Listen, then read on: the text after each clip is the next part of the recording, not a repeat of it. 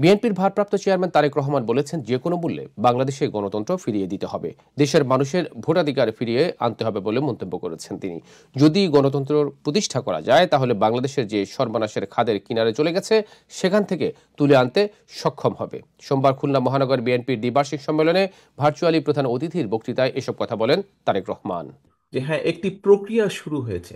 যেই প্রক্রিয়ার মাধ্যমে যেই প্রক্রিয়ার মাধ্যমে আমরা যারা সঠিক কাজ করতে চাই, যারা সঠিক কথা বলতে চাই, সঠিকভাবে চলতে চাই, সেই মানুষগুলোর সুযোগ তৈরি হচ্ছে।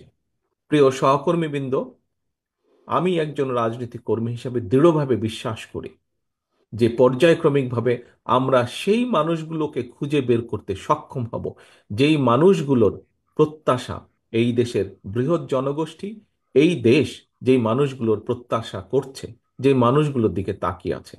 কাজেই আমাদেরকে যে কোনো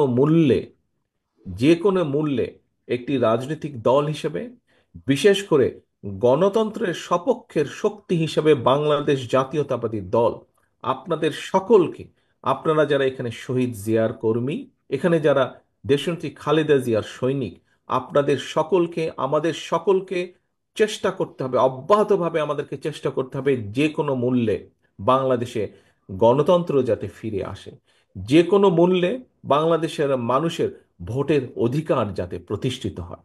আমরা যদি ভোটের অধিকারকে প্রতিষ্ঠিত করতে পারি বাংলাদেশের মানুষের, তাহলেই আমরা বাংলাদেশকে যেই সর্বনাশের যেই খাদের কিনারায় বাংলাদেশ চলে গেছে, সেখান থেকে ধীরে ধীরে আমরা উঠিয়ে আনতে সক্ষম হব।